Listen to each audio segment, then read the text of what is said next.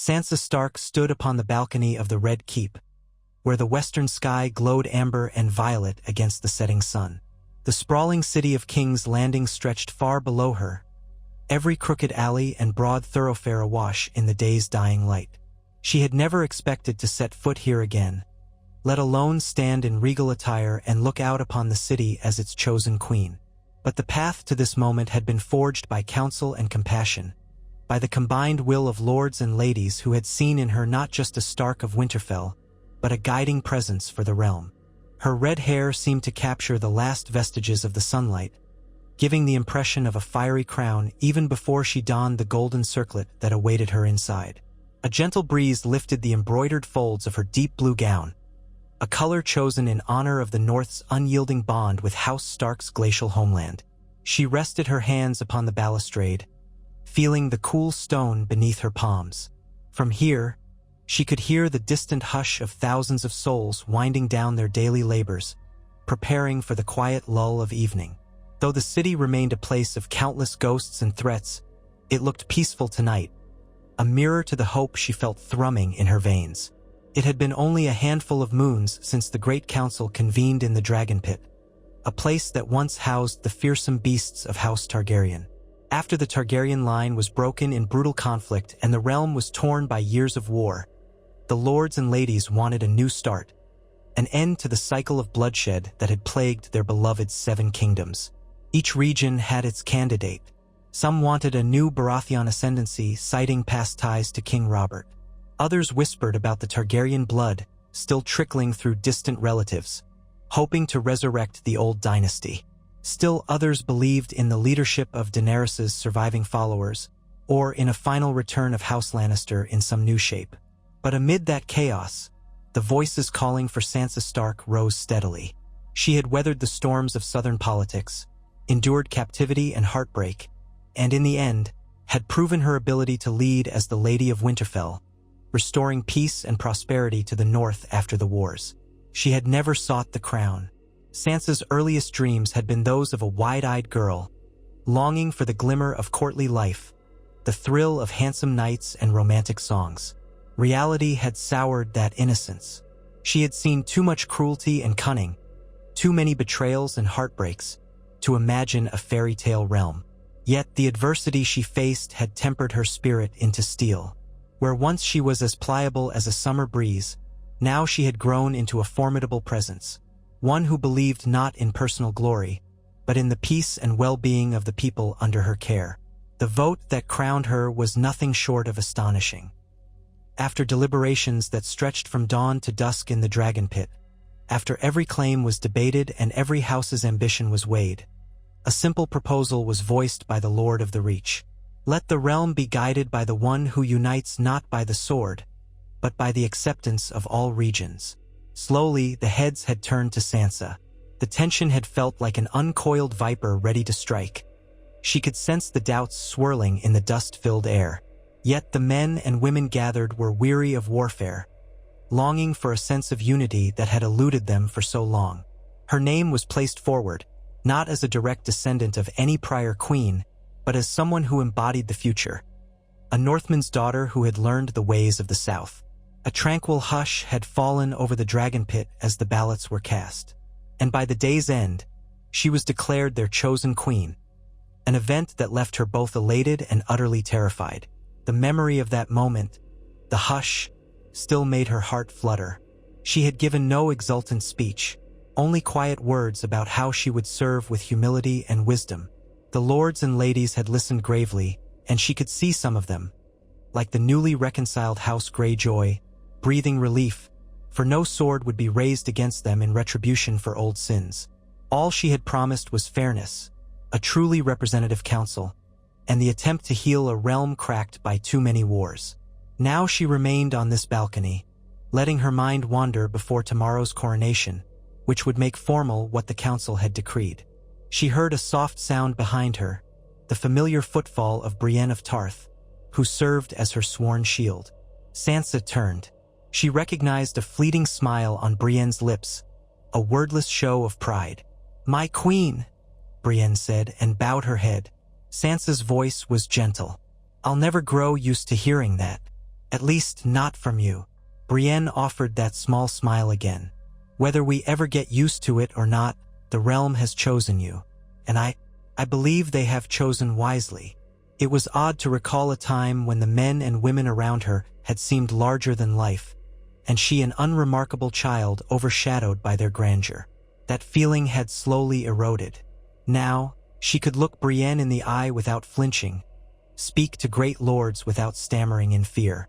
Still, a kernel of insecurity remained beneath her practiced poise. She was not a queen by birth.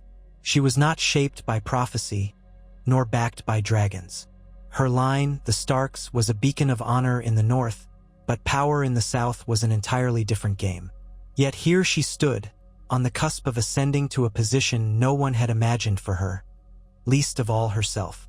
The fading sun dipped below the horizon, leaving a wash of twilight. From the city below, torches and lanterns glimmered. Sansa's gaze settled upon them, reminded of an endless field of fireflies on a summer's eve in Winterfell's Godswood.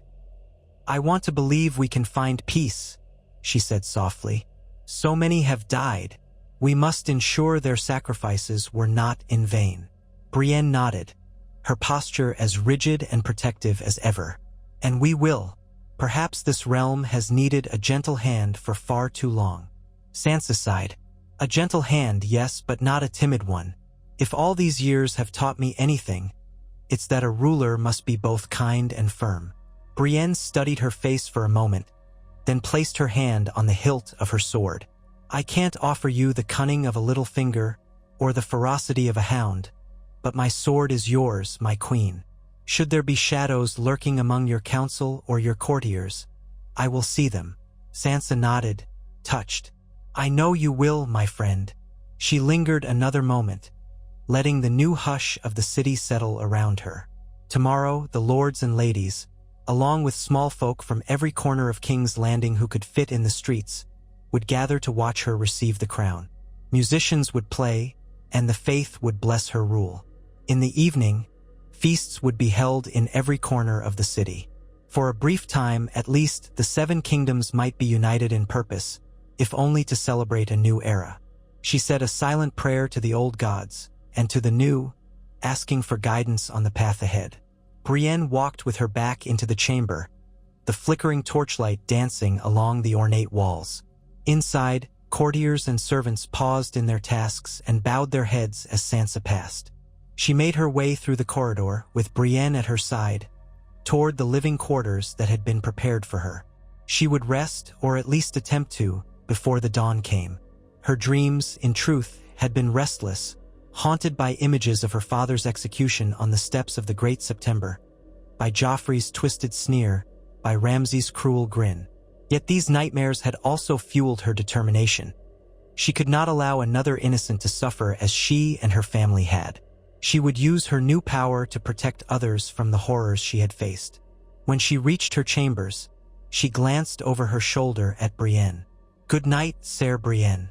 With a solemn expression, Brienne lowered her head in a respectful bow. "Good night, Your Grace."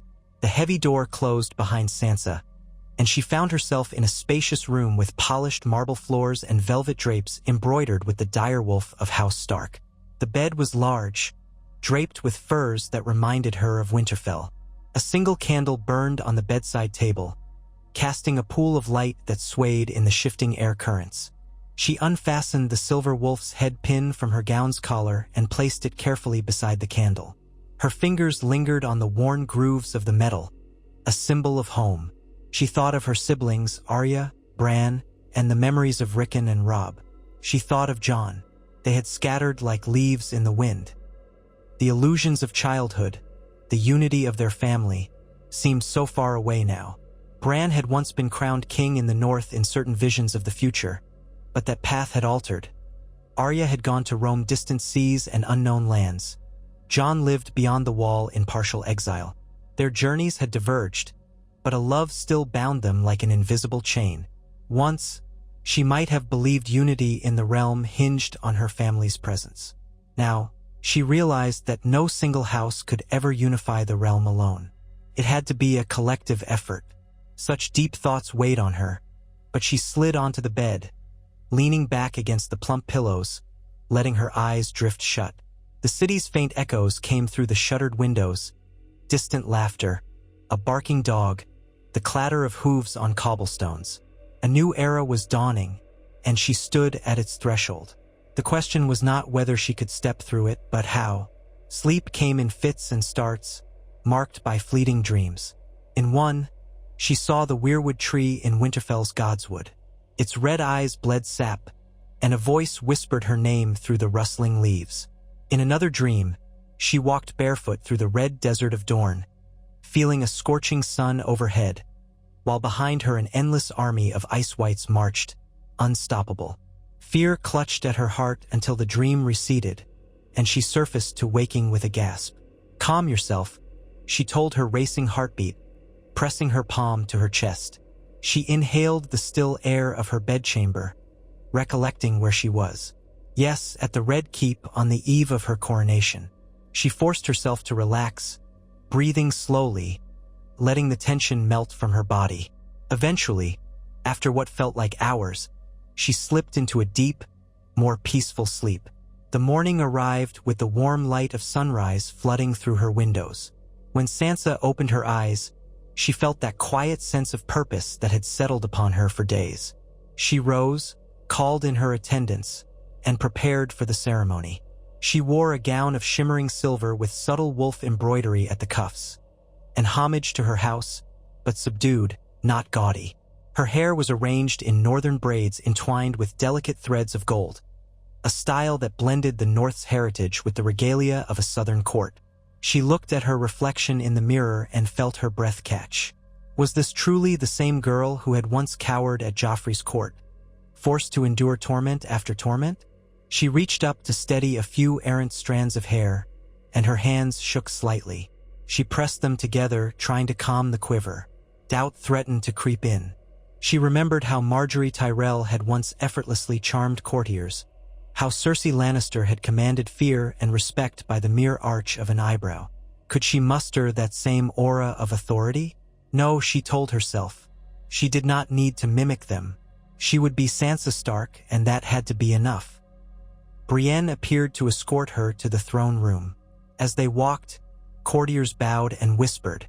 The hush in the corridors felt like the approach of a tremendous storm, but instead of dread, the air crackled with anticipation.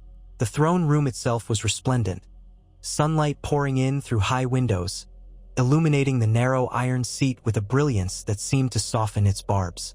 The onlookers had gathered in the gallery, lords and ladies in their finest silks and velvets, representing every corner of the Seven Kingdoms. There were colorful surcoats, badges, and heraldry of the Vale, the Riverlands, the Reach, the Stormlands, the Westerlands, the Iron Islands, Dorne, and of course the North.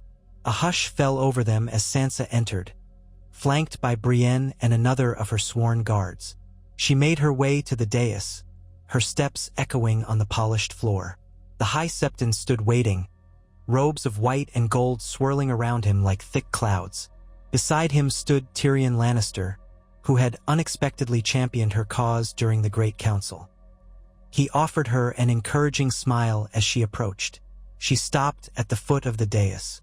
The Iron Throne loomed, a spiked silhouette of melted blades. Even though the council had placed her on the throne, the official ceremony would affirm her reign before the eyes of the faith and the realm. The tension in the air felt almost tangible, a living force that pressed against her ribs. With solemn formality, the High Septon turned to address the crowd. "Lords and ladies of the Seven Kingdoms, we gather here to anoint Sansa of House Stark as our queen, chosen by the will of the realm, under the light of the Seven, in honor of the old gods, and by the consensus of the Great Council." He gestured for Sansa to step forward. She did, feeling the weight of thousands of eyes upon her. In the front rows, she saw familiar faces. Davos Seaworth stood with a solemn expression. Gendry Baratheon, the acknowledged son of Robert who had since been legitimized, watched with folded arms. Yara Greyjoy regarded the ceremony with distant approval, while representatives from houses Tarly, Manderly, Royce, and more waited in silent witness. Farther back, she caught glimpses of small folk who had been allowed inside to watch this historic moment. The High Septon cleared his throat and recited the vows of rulership. "Do you, Sansa of House Stark, swear before the Seven and by the old gods of the North, to protect and guide the people of these realms, to serve justice, to uphold the peace, to preserve the laws and the customs of the land, and to rule with wisdom and mercy?" Her voice wavered slightly but grew steadier as she spoke. "I swear it. With all my heart and honor, I swear." Tyrion approached, bearing a simple circlet of gold, one that Sansa had chosen herself, free of ostentation. It bore the faint etching of direwolves running in unbroken circles around the band. No rubies or emeralds, no dragons or lions, just a modest symbol of her northern heritage. He held it out, and the High Septon raised it high before placing it gently on her head. "Then rise, Sansa Stark, as Queen of the Seven Kingdoms. May your reign be long and prosperous." A wave of applause spread through the throne room, at first hesitant, then growing in strength. There was no wild revelry here, no savage roars or warlike cheers. Rather, it was a respectful, hopeful sound, as though each clap was an exhalation of relief. Sansa turned to face them, her heartbeat thunderous in her ears. She tried to summon the right words, but the magnitude of the moment threatened to steal her voice. She swallowed, lifted her chin, and began. "I thank you all for this trust you have placed in me. It is a grave responsibility, and one I do not take lightly. For too long, the Seven Kingdoms have known war, betrayal, and sorrow. We have lost fathers, mothers, children, friends. These scars will never fully fade, but I stand here to say that we must do all in our power to heal them. Let us put down our spears unless we must defend ourselves. Let us build roads instead of sharpened steel. Let us mend alliances instead of forging new grudges. And let us remember that every man, woman, and child, from the highest lord to the humblest small folk, has the right to live in safety and dignity." Her words were simple, but they seemed to echo in the stillness. She saw nods from the gathered throng, including an appreciative glance from Davos, who had always believed in the power of plain truth. Tyrion watched her with a thoughtful expression, and she had the sense that he was already thinking of the next steps they must take to secure the realm's peace. With the ceremony completed, the crowd was guided out to the courtyard, where the celebrations would continue. Sansa allowed herself a small sigh of relief. She had expected more pomp, perhaps a self-indulgent display of pageantry, but she had insisted on something more measured. The people had endured enough vanity from those who once occupied that throne. In the courtyard, the atmosphere was livelier. Servants carried trays of mulled wine and honey cakes. Musicians played stringed instruments in a joyous but stately tune. Commoners who had been allowed past the gates due to the significance of the day tried not to stare too obviously at the noble guests, but their excitement was palpable. Sansa could feel a new energy in the air, a cautious optimism, a glimmer of hope that maybe, after so much bloodshed, the realm could be governed by reason and kindness. Tyrion found his way to her side as she accepted a goblet of wine. "Your Grace," he said with a respectful bow. Then, in a softer tone, he added, "You look positively regal. You wear the crown well." Sansa inclined her head in gratitude. "Thank you, Lord Tyrion, for more than your compliment. You've supported me in all of this, and I haven't forgotten." He shrugged, his mismatched eyes wandering over the crowd. "I've learned that the wisest way forward is often the least violent. We've had enough madness. And I know you, well, I at least know something of who you were and what you endured. That gave me faith in what you might become." Sansa sipped her wine, letting the spiced taste calm her nerves. "I only hope I can be the queen this realm needs." A faint smile graced Tyrion's lips. "If it helps, you won't do it alone. The best kings and queens are never truly alone in their governance. You'll have counselors, myself included, and no shortage of advice, whether you want it or not." She chuckled softly at that. "I suppose so. Advice, yes. It will come from many corners, each with their own aims." He raised his goblet in a mock toast. "Then here's to sifting through that advice for the precious little pearls of wisdom it might contain." Sansa joined his toast. Their cups clinked, and they both drank. Around them, the crowd swirled with color and motion, like a tapestry come to life. An hour passed, maybe more. Sansa let herself be ushered from one well-wisher to another. Lords bending the knee, ladies curtsying, each offering loyalty in carefully prepared words. She responded with polite warmth, storing away bits of information in her mind. The name of a newly appointed lord in the Riverlands, the mention of a food shortage in the Westerlands, a complaint from a merchant of Pentos. The tasks of queenship had already begun. Eventually, as the sun moved higher in the sky, she slipped away from the throng, guided by Brienne toward a quieter corner of the courtyard. Beneath the shade of a high stone arch, she could catch her breath. She massaged her temples lightly. The weight of the crown was not just metaphorical. Her scalp was already protesting the slight pressure of the circlet's metal. She glanced up to find Brienne regarding her with steady concern. "Are you well?" Sansa forced a small smile. "Just gathering myself. I feel a bit overwhelmed. Would you like me to end them away? You could rest if you wish." She shook her head. "No, let them celebrate. The people need this." She paused, gaze drifting to the banner of the direwolf that hung from the battlements. "I need it too, I suppose, but everything feels so fragile, as though one spark could reignite the flames of war." Brienne lifted her chin, scanning the courtyard for any sign of trouble. "It won't happen. You've garnered too much support." The Great Council's decision was nearly unanimous. "Nearly," Sansa repeated. "There are still those who might question a Stark's right to rule the whole realm. And let's not forget certain loyalists to houses now fallen from power. Peace might hold, but only if we tend it like a garden." Brienne nodded. "Yes, we must be vigilant, but for now it is your day." They rejoined the feast, and Sansa did her best to appear serene, exchanging pleasantries, accepting bows, taking her seat at a high table. The day stretched into afternoon, and the chatter and music continued. By early evening, many of the highborn guests drifted to the great hall for a more formal feast. Succulent roast boar, sweet wines, and rich sauces, with tables groaning under the weight of plates and platters. Toasts were offered, songs sung. A minstrel played a new ballad about the gracious Stark queen, though the verses were a bit too flowery for Sansa's taste. At one point, Yara Greyjoy approached. Her air was blunt as ever, but not hostile. "You've come a long way from that frightened girl I met in the north." She lifted a mug of ale in salute. "A fine speech this morning." Sansa raised an eyebrow.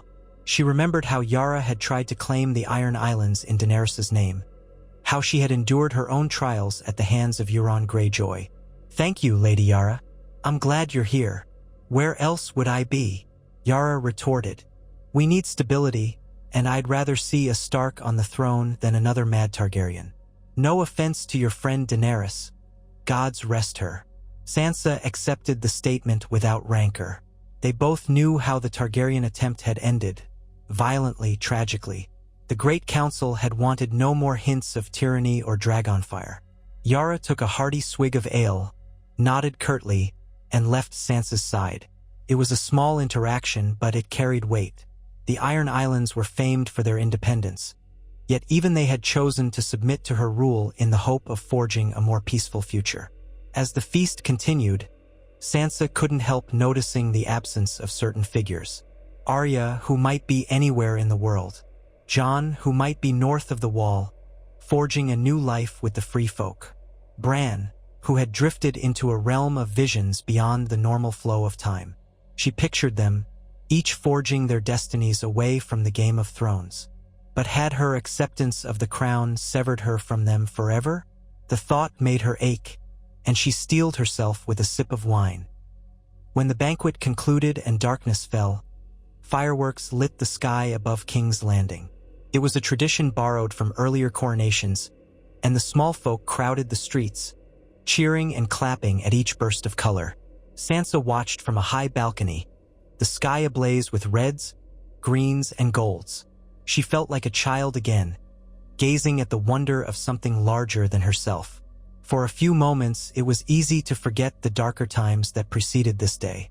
Then, behind her, she felt a presence. She turned to see Tyrion stepping onto the balcony. He offered her a respectful incline of his head. "I thought you might be out here enjoying the show." She gestured for him to join her. "Yes, it's quite beautiful." They watched in companionable silence as a series of bright starbursts illuminated the sky. The cheers of the crowd rose like a tidal wave of sound. Sansa found her eyes drifting to the far horizon, imagining Winterfell's cold ramparts, the stark beauty of the north. Would they be watching the sky there, too? The North's nights were often lit by auroras rather than fireworks. A pang of homesickness clutched at her heart, but she did not voice it. Tyrion broke the silence. "Tomorrow we begin the real work. I've already prepared notes on the realm's finances, or lack thereof, and I suspect we'll need to arrange a meeting of the small council as soon as possible. We have vacant positions to fill, resources to allocate. The city is still rebuilding after everything." She nodded, not taking her eyes from the lights in the sky. "I won't cling to illusions, Tyrion. I know that the realm's coffers are not brimming. We'll have to levy taxes fairly, reduce corruption, and find ways to help each region rebuild. We must ensure no house feels neglected or overburdened." He regarded her thoughtfully. "A tall order, but I've never known you to shy from difficult tasks." She gave a small, self-deprecating smile. "We'll see if I can manage. Sometimes I wonder if I'm meant to be a figurehead rather than a true monarch. But I refuse to be that. If I wear this crown, I will do so fully." Tyrion patted her elbow gently. "Good. The realm needs a monarch who actually governs, not one who thinks only of personal glory." As another series of fireworks exploded overhead, painting their faces in vivid colors, she felt an odd calm settle over her. The day had been a whirlwind, one of the most important days in recent history for the Seven Kingdoms. And now, in the quiet hush of the aftermath, she allowed herself a moment of reflection. She was queen. The realm was looking to her. And though she felt the weight of that responsibility as an almost crushing burden, she also sensed a spark of hope, like a candle in the darkness. She gently placed her hand on Tyrion's shoulder. "Thank you, truly, for everything. I couldn't have come this far without you, nor without Brienne, Davos, Podrick, and so many others. I know I'll need you in the days to come." He smiled, a rare, sincere smile. "I'll be here, Your Grace, to serve and to counsel." They turned to watch the final burst of fireworks. For a moment, the sky was filled with brilliant, cascading lights, and the city erupted in a thunderous cheer. Sansa closed her eyes, letting the roar wash over her. She made another silent vow, to be the ruler the realm deserved, to spare others the pain she had endured. When the last spark faded and the night became still, Tyrion escorted her back inside, and the halls of the Red Keep swallowed them once more. That night, Sansa did not dream of monsters or betrayals. Instead, she drifted through visions of a sunlit Winterfell, a place reborn in spring. Robb and her father were there, smiling, and her heart felt light for the first time in years. In this dream, the snows were melting, and the direwolf banners fluttered gently in a warm breeze. For a fleeting moment, she felt that all was as it should be. Morning came with new responsibilities and new challenges. She woke at dawn, summoned a basin of hot water to wash, and dressed in simpler attire, a gown in muted shades of gray and blue. She slipped the crown onto her head, no less conscious of its weight than she had been the day before. Over breakfast, Tyrion joined her along with Brienne, Davos, and a select group of courtiers. The business of ruling began. The first matter was the appointment of the small council. She wanted to ensure a balance of regional representation and competence. Tyrion was, of course, the most logical choice for Hand of the Queen, given his experience and cunning. Davos she trusted to manage the realm's ships, or perhaps to serve as master of laws. The man had a steadfast moral compass. Brienne could serve in some capacity for the Queen's Guard, ensuring protection from threats. Representatives from the Reach, the Vale, the Stormlands, and Dorne would need to be consulted, and so on, each position an intricate dance of alliances and expertise. As they discussed these roles, she kept her voice steady, her manner calm, even as she felt a swirl of questions inside her mind. How to handle the Iron Bank's demands for repayment of old debts. How to ensure the smaller lords who'd lost everything in the war could rebuild without resorting to raids or banditry. And what of the lingering resentment from lords who had hoped to claim the throne themselves? All these questions rattled around her head, but she listened carefully to each suggestion Tyrion made, each statistic Davos supplied about trade routes, each word of caution Brienne offered regarding potential threats. She jotted notes on a parchment, her neat handwriting capturing every detail. She didn't want to rely solely on memory. Finally, the meeting concluded, and the newly formed small council left to spread the word of their appointments and gather resources. Tyrion lingered a moment, noticing her weariness. "We'll make this easier," he said gently. "One day at a time, one problem at a time." Sansa allowed herself a wry chuckle. "Yes, though problems seem to multiply faster than I can handle them." He lowered his voice. "I know it's not what you once dreamed of, but you're meant for this. You have a clarity and empathy that most rulers lack. I believe in you." She placed a hand on his, grateful for the reassurance. "Thank you, Tyrion. I'll do my best." As midday approached, another matter came to her attention. Foreign emissaries who had arrived for her coronation sought audience with the new queen. They had come from Essos, from the free cities, and even from the lands beyond. She remembered how, once, Daenerys Targaryen had forged alliances across the sea, how armies of Unsullied and Dothraki had set foot on Westerosi soil. But those days had ended in a storm of fire and betrayal. Sansa would need to decide if Westeros would remain inwardly focused or engage with distant realms again. She received them in the throne room, perched on the Iron Throne, Brienne to her right, Tyrion at her side. The emissaries bowed, presenting letters of goodwill from their masters, gifts of rare spices, and intricate tapestries. Sansa responded courteously, thanking them, expressing hopes for peaceful trade. She did not promise alliances. She needed time to assess the realm's priorities. But she made it clear that the Seven Kingdoms welcomed peaceful relations. By the time the sun reached its zenith, she felt the strain of the day pressing upon her shoulders. She yearned for a moment's solitude, a chance to breathe. She excused herself briefly and walked, unaccompanied, through the corridors of the Red Keep, heading for a small garden near Maegor's Holdfast. She had discovered this place days before, a quiet nook where lemon trees grew around a fountain. The subtle fragrance reminded her of the lemon cakes she once adored as a child. At times, it still caught her off guard, stirring memories of simpler days. She found a stone bench by the fountain and sank onto it with a sigh. The water's gentle burble soothed her, and she closed her eyes, letting the tension ease from her neck and shoulders. She slipped the crown off her head, resting it in her lap. For a moment, she could be just Sansa Stark again, a young woman trying to keep her head above the torrents of political strife. Someone approached. She glanced up to see Davos, the faintest smile on his face, though his eyes were always tinged with sorrow from all he had lost. "Your Grace," he said quietly, dipping his head. "Ser Davos," she replied, gesturing for him to join her. "I needed a moment's respite." Davos settled carefully beside her, hands folded in his lap. "Ruling is no easy task. You're doing well, but best not to forget your own well-being." She studied his weathered face. He had once been a smuggler, then an unlikely hand to Stannis Baratheon, and now he served her with loyalty. "You've seen many kings and lords come and go," she said softly.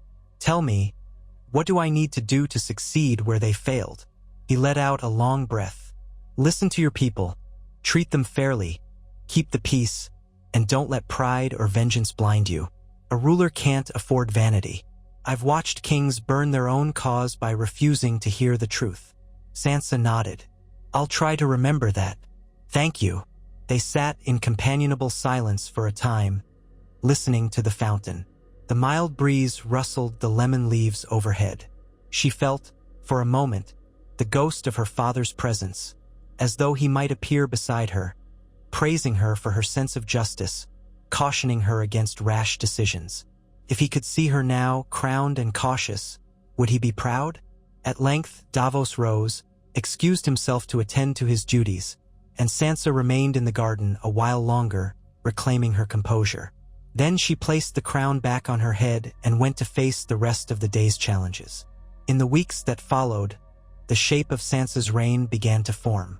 She convened a summit of the Lords Paramount, urging them to address the damage wrought by years of war. Roads and bridges needed rebuilding. Farmland lay fallow. Hunger and plague stalked the small folk.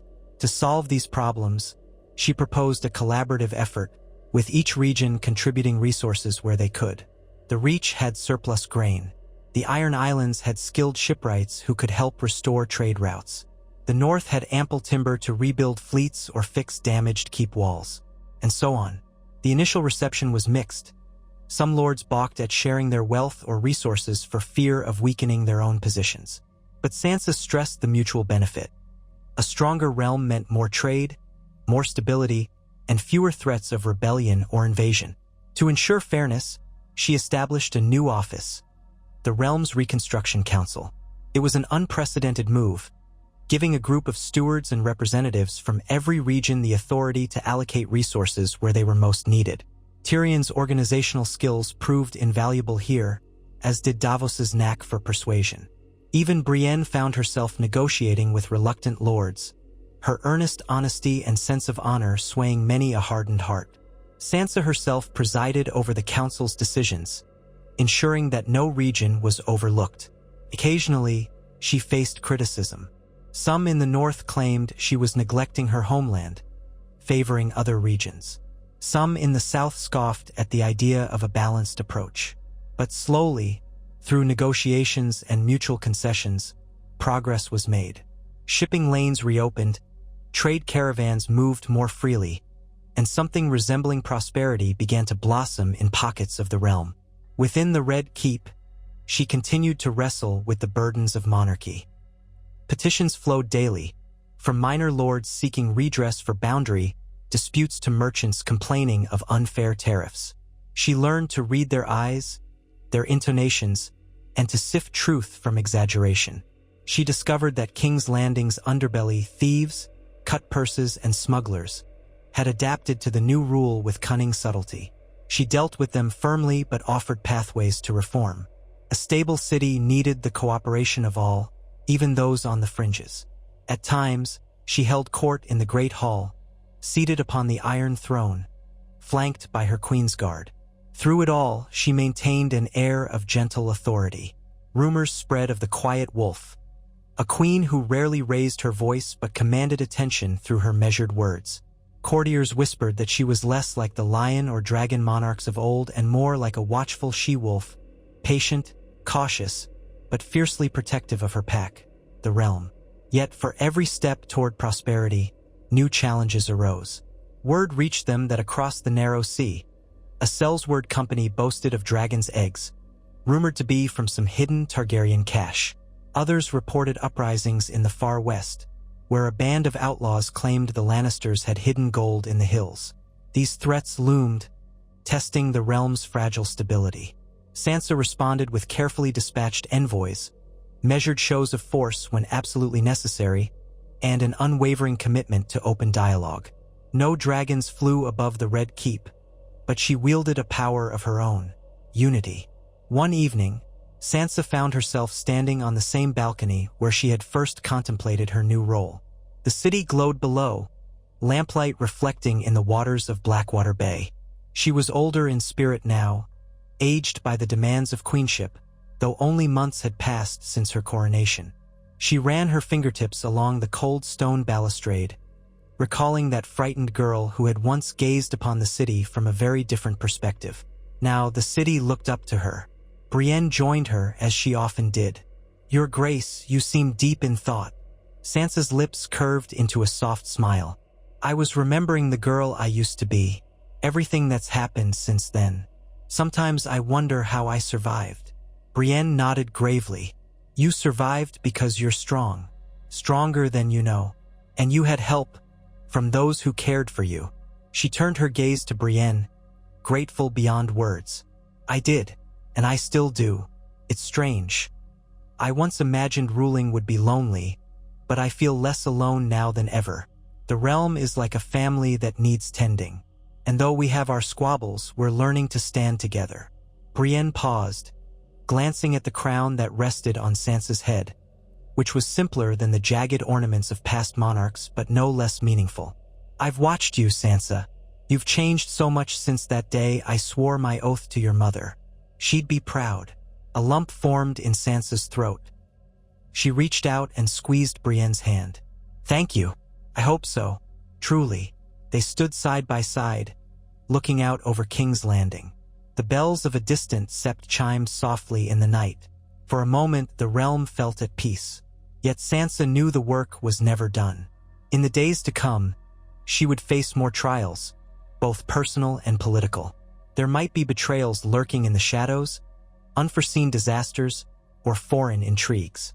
But for the first time, she felt certain that she could meet those challenges. Not alone, but with allies who believed in her cause. A cause of unity, compassion, and a realm no longer shackled by the wheel of violence. A soft wind blew, stirring her hair and the folds of her gown. She closed her eyes, inhaling the city's scents. Salt from the bay, spice from the kitchens, the faintest hint of smoke from countless hearth fires. It was not the North, but it was her home now, her kingdom. And she, Sansa Stark, was its queen. Tomorrow the realm would wake, and the toils of leadership would resume. Letters to sign, decrees to consider, judgments to deliver, disputes to settle, alliances to maintain.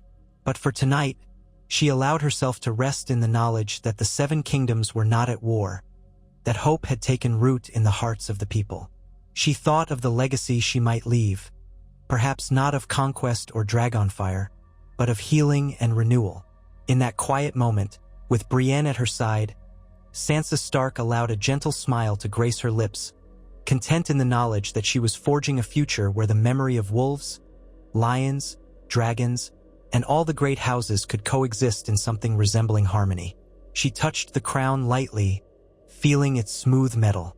This was her burden and her honor, to rule wisely and compassionately, a queen chosen by a weary realm, guiding them from winter's darkness into the promise of spring. In the early hush of dawn, Sansa Stark stood at the window of her private solar, gazing upon King's Landing as the city began its daily rhythms. Little by little, darkness lifted, replaced by grayish light, and then the soft glow of sunrise. From the harbor came the faint rumble of ships in motion and the clatter of crates being loaded. She could see tiny figures on the docks scurrying about their tasks, some carrying jugs of water, others hauling fish for the morning market. In the winding streets leading uphill, shopkeepers swung open shutters, while on every corner guardsmen, donning the heraldry of the newly reformed city watch, readied themselves for patrol. Such ordinary scenes brought Sansa a measure of peace.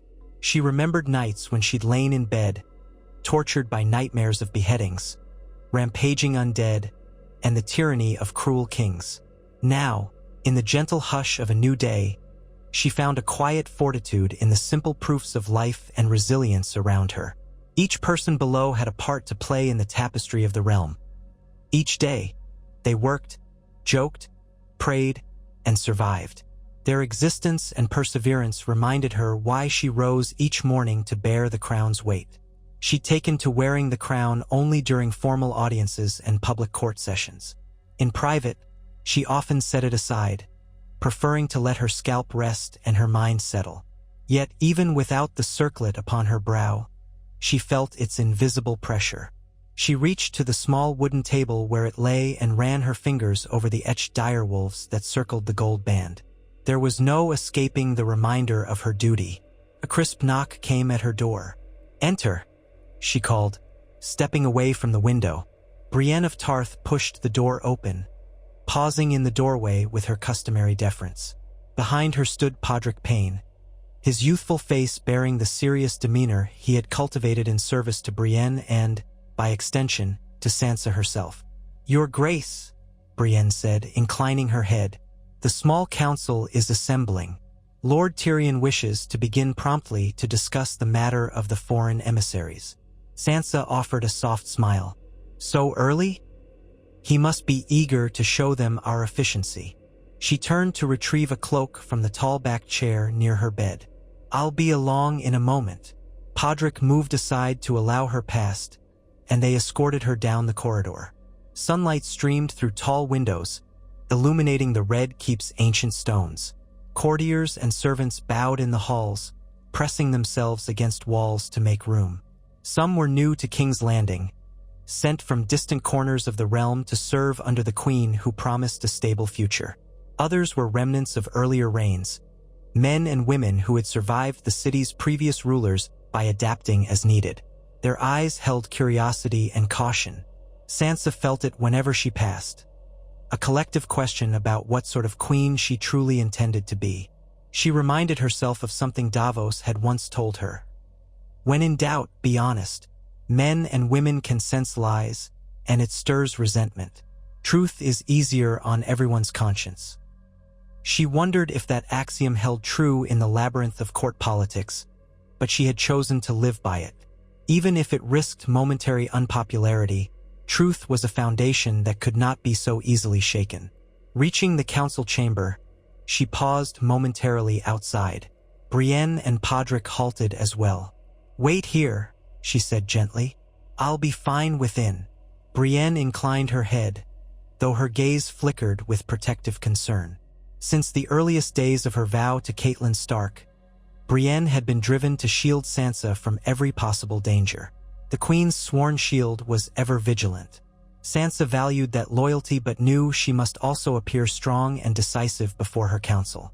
Some things, she had learned, she must face on her own. The chamber door swung open to reveal a long table of dark wood polished to a mirror sheen. A handful of the newly appointed council members had already gathered. Tyrion sat near the table's head, scanning a parchment, brow furrowed. Beside him, Davos Seaworth rubbed his chin thoughtfully. At the far end, a lean woman from the Reach, Lady Meredith of House Meadows, who had proven adept at managing supply lines, conversed in hushed tones with Lord Estermont, who oversaw certain Stormlands affairs. A seat was left open at the table's very head. Sansa moved calmly to it, greeting each counselor with a courteous nod. "Your Grace," Tyrion said, setting aside his parchment. His mismatched eyes sparkled with a sharp intelligence. "We were just discussing how best to handle the envoy of Volantis. They arrived sooner than expected. By mid-morning, they'll present themselves at the Red Keep, hoping for an audience." Sansa settled into her seat. "I see. And what do we know of their intentions?" Tyrion tapped the parchment with a slender finger. "Their letter suggests a desire for favorable trade agreements, particularly in spices, silk, and precious metals. They also hint at offering trained scribes and healers in exchange for an ease tax on ships passing through Westerosi waters." Lord Estermont cleared his throat. "Their tone is rather bold. They speak as though they have superior leverage. Volantis, after all, is the oldest of the free cities, and they've been known to rattle sabers if their merchants aren't well received." Sansa's gaze shifted to Davos, who had spent considerable time abroad. "Ser Davos, your thoughts? You know Essos better than most in this chamber." He bowed his head respectfully. Volantis prides itself on history, commerce, and a certain sense of superiority. They've never quite forgotten their link to the old Valyrian Empire. They're not as warlike as some might fear. Money is their primary weapon, but they'll test our mettle if they sense weakness. I'd advise we treat them courteously yet keep our own interests foremost. A balanced agreement could be reached, but we must ensure it truly benefits the Seven Kingdoms. Lady Meredith folded her hands on the table. "We do need ships to carry our surplus grain if we're to increase trade with Essos. And if Volantis offers caravels or some arrangement that bolsters our fleet, it might help rebuild our maritime strength after the wars." Tyrion nodded, glancing toward Sansa. "We stand at a pivotal moment. The realm is healing. We lack the funds for an extensive navy, but if an alliance with a wealthy free city helps us expand carefully, it might pay dividends, provided we don't grant them too many concessions." Sansa weighed the council. "I agree. Let us approach them with dignity and caution. Offer a discussion of terms, highlight our willingness to trade, but we shall not yield our sovereignty or impose undue burdens on our people. I'll meet with them personally, though I'd have a few of you present to advise me." Her gaze swept the table. "Lord Tyrion, Ser Davos, and Lady Meredith, your combined insights will be invaluable. I trust you'll be discreet in these negotiations." They all inclined their heads. Tyrion jotted a note on his parchment, a faint smirk tracing his lips. "Consider it done, Your Grace." Next came discussion of domestic concerns. Some lords in the Crownlands were complaining that the new taxes, though modest, strained their ability to rebuild farms. Others demanded more men-at-arms for border patrols against bandits who thrived in the region's hidden valleys. Sansa listened, asked careful questions, and proposed incremental changes. She had realized that no single policy would fix years of strife. Rather, it took methodical, constant effort. Brick by brick, law by law, she would repair what war had shattered. By the time the meeting ended, sunlight streamed fully through the tall windows. Courtiers gathered outside the door, awaiting a chance to petition the Queen or garner favor from council members. With a quick glance at Tyrion and Davos, Sansa rose, signaling an end to formal proceedings. She would meet the Volantene envoy in an hour's time, allowing just enough respite to gather her composure and review possible trade angles. Davos accompanied her into the corridor, while Tyrion hurried off to ensure the receiving hall was properly prepared. The old smuggler offered a thoughtful nod. "It's wise of you to be personally involved in these negotiations. A queen who shows direct interest in foreign relations puts them off guard. They'll expect aloofness or arrogance. When you prove yourself engaged, they'll have to adjust." Sansa smiled slightly. "I hope so. My father would have said that honest negotiations start with looking a man in the eye. It's hard for liars to maintain the truth when you're studying their face." Davos's eyes crinkled at the corners. That does sound like Ned Stark." Then, pausing, he lowered his voice. "There is another matter, Your Grace. A messenger arrived last night. From the north." Her heart stilled for a moment. "The north? Who from the north?" Davos cast a glance around to ensure no eavesdroppers lingered. "From the Night's Watch, or so they claimed. The letter bears the seal of Castle Black. They request an audience with you, or at least with a high-ranking official. Something about a threat on the other side of the wall. The letter is vague but urgent." Sansa took a slow breath. Memories of White Walkers and Whites flickered behind her eyes. The great war that had nearly consumed them still haunted her nights. "We'll make time for them. Where is the messenger now?" "In the city, under guard by the gold cloaks, treated as an honored guest. He awaits your pleasure." She touched Davos's arm gently. "Thank you. See to it that he's well attended. After I meet with the Volantene envoys, I'll see him in the afternoon. I won't neglect news from the wall." He bowed. "As you say, Your Grace." They parted ways, and Sansa crossed the courtyard to a small garden where she often gathered her thoughts. The lemon trees cast a dappled pattern on the stone walkways. She breathed in the sharp citrus scent, reminding herself of the simpler joys of life. Sometimes, she could almost imagine being that naive girl dreaming of lemon cakes and handsome princes. But the memory carried too much sorrow and regret. The present demanded all of her attention, and the future held unknown tests she must be ready to face. Soon enough, the hour arrived for her to greet the envoys from Volantis.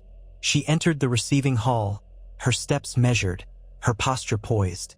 Tyrion had arranged everything. The dais at the room's far end was set with a modest throne, flanked by banners of the direwolf and the crowned stag, as a nod to House Baratheon's original reign in King's Landing, a symbolic message that the realm's diverse heritage must be acknowledged. The Volantene party comprised 3 individuals: a middle-aged man in rich, wine-colored robes embroidered with tigers, a young woman with a shrewd gleam in her eye, and a silent guard whose broad shoulders and ornate scimitar suggested either a sellsword or a personal retainer. The man introduced himself as Malader of the Tiger Triarchs, and the woman as Sherera, a trade liaison. They both dipped into respectful bows, though Sansa sensed the practiced grace of seasoned diplomats who knelt only as deep as they must. "Queen Sansa," Malader said in a voice that carried the melodic accent of the East. "We bring felicitations from the Triarchs of Volantis. They congratulate you on your coronation and wish a fruitful relationship between our peoples." Sansa inclined her head. "I am grateful for your good wishes. I trust your journey was uneventful." "Indeed," he replied, though his lips curved in a faint smile that did not reach his eyes. "Your ports welcomed us without trouble. We come bearing gifts of spice and silk to demonstrate our goodwill." At a signal, the guard stepped forward, proffering a small chest. When opened, it revealed richly hued silks. Deep purples, golden yellows, shimmering reds that seemed to dance in the light. Another box held vials of exotic spices, their scents wafting into the air: cinnamon, pepper, cloves, saffron. Sansa's reaction was polite but restrained. She thanked them without fawning. Tyrion stood at her side, observing the exchange with a practiced diplomat's eye. When the introductions and pleasantries concluded, they moved into a more private audience room, a smaller space with a round table to facilitate conversation.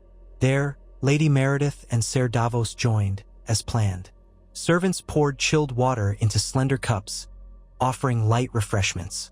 Malader wasted no time. "I speak on behalf of the Triarchs when I say Volantis seeks a closer bond with Westeros. We have heard of your efforts to rebuild after years of turmoil. We applaud your initiative. The spice trade and shipping lanes are vital to both our economies. With the right agreements, we could see mutual prosperity." Sansa laced her fingers together. "We welcome trade, but we must ensure our arrangement is fair. We cannot, for instance, waive all tariffs on Volantene ships unless we see a commensurate benefit." Sherera, the younger envoy, spoke with a candor that hinted at ambition. "Naturally, we expect negotiation, perhaps a lowered fee on certain goods. In exchange, Volantis might provide coin or loan ships to the Westerosi crown. We've heard your navy suffered heavy losses in the last wars." Davos frowned slightly. "We're not so weak as to beg for ships. Our shipbuilders in the Iron Islands, the Arbor, and the Stormlands are capable of restoring the fleets in time." Tyrion added smoothly, "Still, a cooperative effort might speed the process. If Volantis were to provide, say, 5 well-outfitted war galleys at a reduced cost, our queen might consider easing tariffs on your spice trade. It would be a reciprocal gesture." Sansa studied the envoy's expressions. Malader's eyes narrowed fractionally, as if calculating how far the queen would press. Sherera seemed intrigued rather than offended. These were merchants at heart, used to the push and pull of haggling. 5 war galleys, Malader mused. A significant investment. Perhaps if her grace guarantees preferential docking in King's Landing and Sunspear, along with exclusive rights to handle certain cargo. Sansa exchanged a glance with Tyrion and Davos. Exclusive rights could harm local merchants, giving Volantis a near monopoly on certain goods. That could breed resentment. She spoke carefully. "We can negotiate a priority in docking, but not a monopoly. King's Landing must remain open to free competition. If Volantis delivers 5 war galleys and aids with specialized naval training, we could reduce some spice tariffs within reason." The bargaining continued for nearly an hour. Servants refilled drinks, tension ebbed and flowed, voices rose and fell in measured civility. In the end, they reached a preliminary understanding. Volantis would sponsor the construction or provision of 3 war galleys plus a supply of naval ballistae, while Sansa's government would lower tariffs on certain Volantene spices and textiles by a modest percentage. Details would be refined and written into a formal treaty once both sides had time to consult with their respective authorities. "This is a promising start," Sherera said, smiling more genuinely now. "We look forward to finalizing the accord, Queen Sansa." Malader inclined his head. "We appreciate your willingness to meet. I trust the Triarchs will find these terms acceptable enough to proceed." Sansa rose and they followed suit. "Then let us hope for a fruitful era between the 7 kingdoms and Volantis. We must stand by these agreements in good faith." They bowed and left, escorted by gold cloaks to their temporary lodgings in the city. Sansa felt a mixture of relief and weariness. sitting across from foreign envoys, measuring every word, ensuring no misstep. This was the new battlefield she walked daily, one of parchment and courtesy instead of swords and blood. Yet it could be no less perilous if a single mistake ruined relations. Tyrion exhaled. That went well enough. I expected them to demand more. Perhaps they sense your resolve. Davos nodded. We still need to watch for hidden clauses or further demands once they hear back from Volantis. But for now, it's a start. Lady Meredith gathered her notes. I'll draft an official statement for the realm's record. With your leave, your grace. Sansa agreed, dismissing them all to their duties. Tyrion bowed and slipped out, no doubt intending to confirm the day's next round of tasks. Davos hesitated at the threshold, remembering the messenger from the wall. That letter, Sansa reminded him. I'll see the Night's Watch representative in the Solar after a short rest. Let them know I'll hear them soon. As you wish. Davos departed. Left alone, Sansa felt the afternoon sunlight warming the chamber's walls. She wandered toward the wide windows overlooking the city. She could see the mouth of the Blackwater rush and the greenish blue of the sea beyond. Somewhere to the far north lay the wall, that ancient barrier of ice, built to protect the realm against terrors that most people once believed were mere tales. But Sansa knew better. She had looked upon the undead, upon the face of winter incarnate. For a moment, dread flickered in her heart. Was there truly a new threat stirring beyond the wall? Had the remnants of dark magic returned? She had thought them banished after the Night King's defeat, but perhaps some shadows never fully vanish. She closed her eyes, drawing a steadying breath. She must not let fear rule her. Let the messenger speak, and then she would decide how best to respond. A gentle rap on the door roused her from her thoughts. One of her ladies-in-waiting, a young woman named Rosalind, entered. Your Grace, might I assist you with anything? You've had a long morning. Sansa offered a tired yet kind smile. A moment of quiet would suffice. However, if you'd fetch some water and perhaps a morsel of bread, I'd be grateful. Rosalind curtsied. Yes, Your Grace. Right away. Within moments, she returned with a small tray bearing fresh bread, a bowl of olive oil, and a jug of cool water. Sansa thanked her and dismissed her to her other duties. Then, alone with her thoughts, she took a seat near the window and tore off a piece of bread. The taste was simple yet fortifying. She gazed upon the city as she ate, letting her mind settle from the intense focus of the negotiation. There was no true respite for her, not with the realm's obligations pressing upon every hour. Yet these small pockets of peace, sipping water, tasting bread, feeling the breeze on her face, reminded her that life was more than endless worry. If she never paused, never let herself breathe, the burdens would suffocate her. She remembered how Marjorie Tyrell had once said that a queen must cultivate small joys, lest the enormity of duty consume her. It was a lesson she took to heart, as her own mother might have advised, had she lived to see Sansa in this role. After a short while, Sansa rose, adjusting the collar of her gown. The time had come to hear the Night's Watch messenger. For so long, the watch had been led by men battered by war, Jeor Mormont, then Jon Snow and others. Now, few in the south spared the watch much thought, believing the greatest threat had passed. But for the men in black, the oath remained eternal. If they were sending urgent warnings, she could not ignore them. She walked to her private solar, a comfortable room with tapestries depicting rolling northern hills and a carved wooden mantle bearing the Stark sigil. Unlike the throne room or the formal council chamber, this space felt personal, somewhere she could hold intimate meetings without the echoes of formality. Brienne stood at the doorway, giving Sansa a polite nod. He arrived just now, Brienne said quietly. I've had him wait inside, with a guard at a respectful distance. Sansa took a moment to gather herself, then pushed open the door. Inside, seated on a cushioned chair, was a young man in the black garb of the Night's Watch.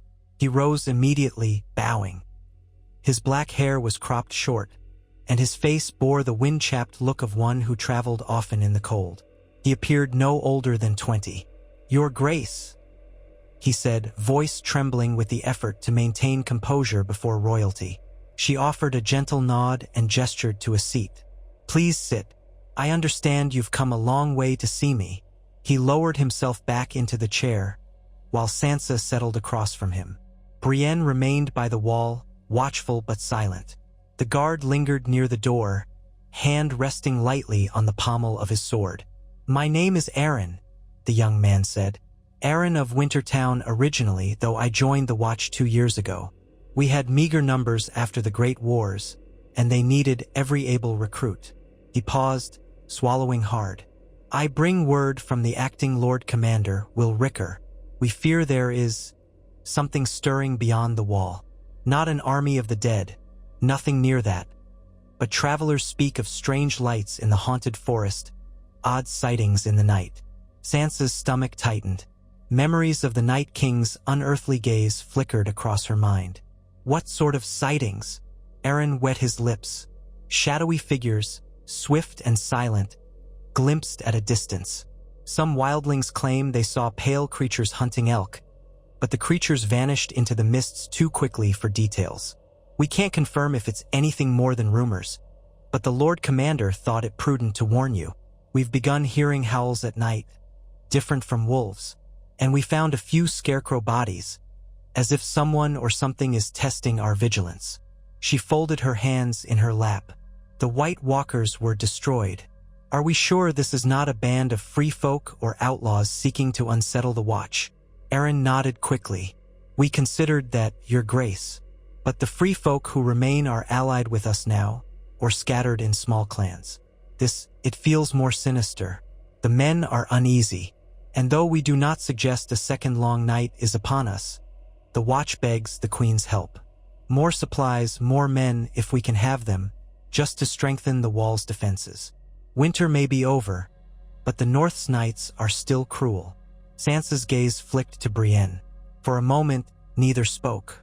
This was precisely the kind of news that could disrupt the fragile peace. Yet ignoring it was unthinkable. The realm had nearly fallen once due to disbelief in the supernatural threat. She would not repeat that mistake. I appreciate that you came all this way, she said. I'll consult with my council. The realm has begun rebuilding its armies, but the watchful presence at the wall is still vital. The vow of the Night's Watch remains to guard the realms of men. I will not leave you vulnerable. If the threat is real, we must remain vigilant. Relief flickered across Aaron's features. Thank you, Your Grace.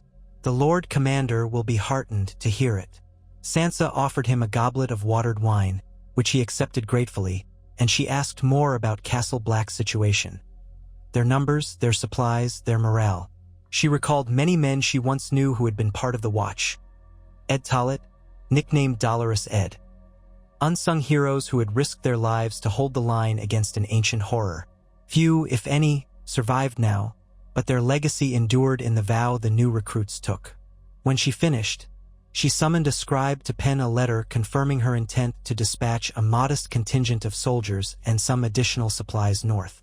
Deliver this to Lord Commander Ricker, she told Aaron. Tell him to use these men to bolster the watch on the wall. I'll also request a formal report of any further evidence of these sightings. Aaron bowed low. We are grateful, Your Grace. The Watch will remember your support. Once he departed, Sansa let out a slow breath. Her heart weighed heavy with the possibility that darkness still lurked in the far corners of the world. The thought of sending men into that cold expanse chilled her, but she knew inaction was a greater risk. She glanced to Brienne, who studied her with quiet sympathy.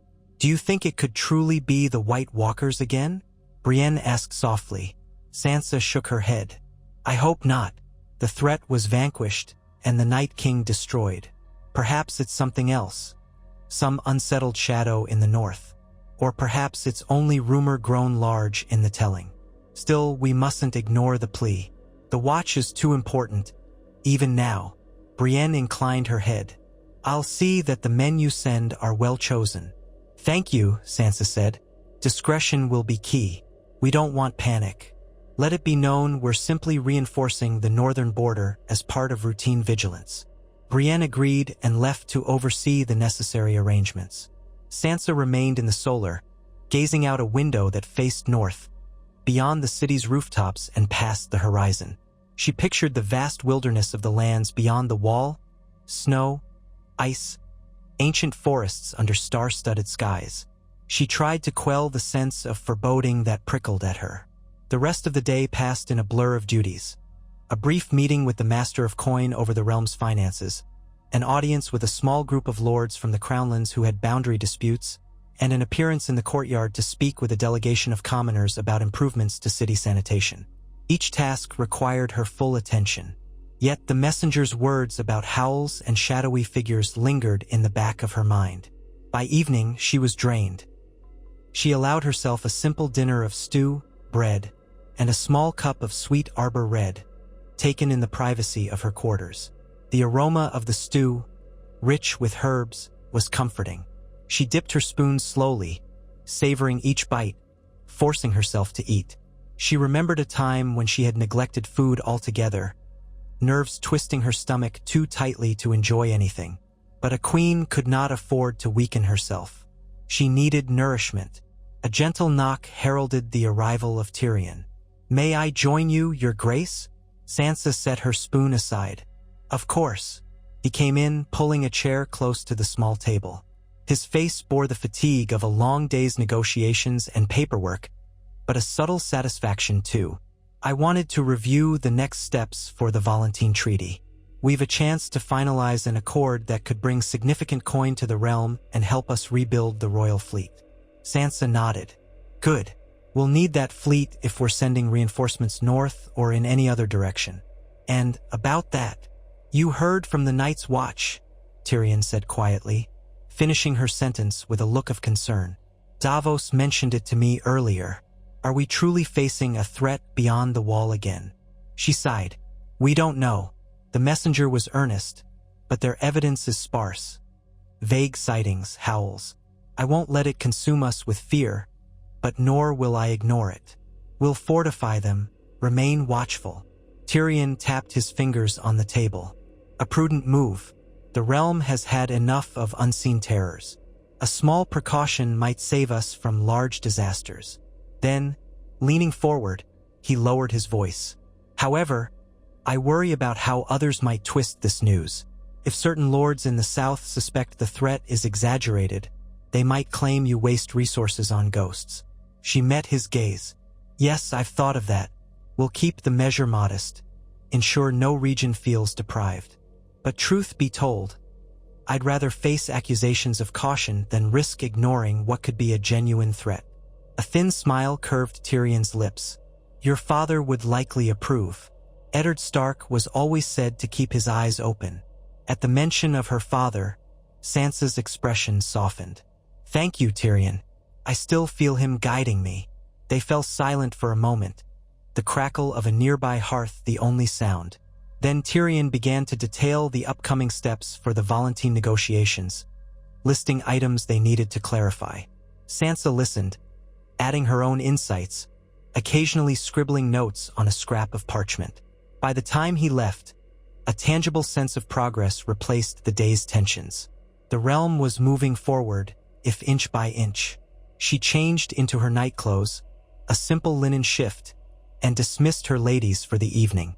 Stretching out on the bed, she tried to let her mind drift, but rest remained elusive. She stared at the carved beams overhead, replaying the day's events. Memories bubbled up of the war against the dead. Jon leading the northern forces, Daenerys arriving with dragons, the terror in the darkness. She had survived that storm, and now, even if the threat was smaller, she would not be caught unprepared. Eventually, exhaustion overcame her. She slipped into fitful sleep, her dreams a swirl of swirling snow, flickering torches, and a tall figure draped in shadows. She could not discern if it was man or monster, only that it stood at the edge of her vision, watching. When she woke at first light, a sheen of perspiration on her brow, she struggled to recall the dream's details. Her pulse hammered. Were these nightmares mere echoes of the past, or portents of trouble to come?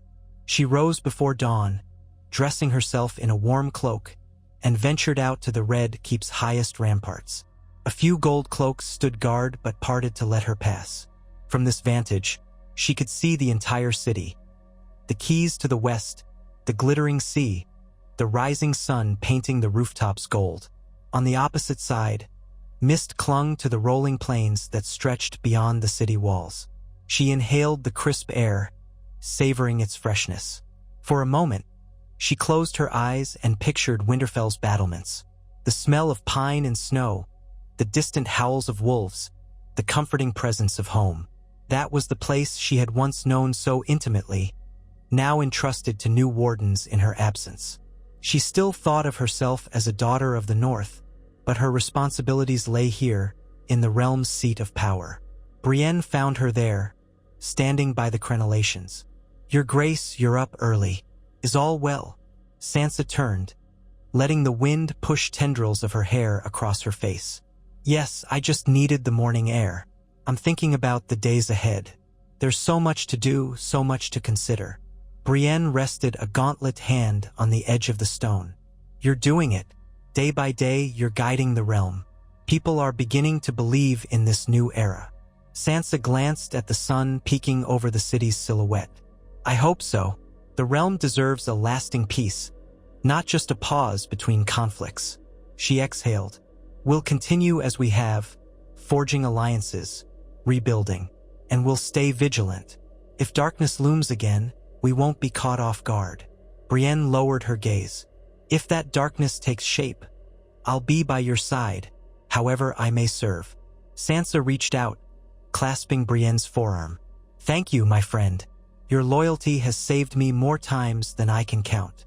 They remained there for a time, letting the sunrise wash over the keep. The city below began to bustle, carts creaking along cobblestones, hawkers shouting their morning wares. Sansa felt a glimmer of cautious optimism. She was not alone. She had good counselors, strong allies, and the memory of a family that had taught her resilience. After a quiet breakfast, the day's official business resumed. A parade of petitioners lined the throne room, seeking judgments or favor. She ruled on disputes over farmland inheritance, heard grievances about tax collectors who might be skimming coin, and settled a feud between two minor lords that threatened to escalate into violence. For each, she applied a measured sense of justice, citing old laws, but also showing a willingness to mediate modern solutions. Some left satisfied, others merely subdued, but none dared claim the queen was unfair. In the early afternoon, word reached her that new visitors had arrived at the city gates. A contingent from Dorne, led by a representative of House Martell. Dornish neutrality and distance had often set them apart from the rest of the realm. The devastation wrought by the wars had reached them less severely, and their alliances had shifted unpredictably in the past.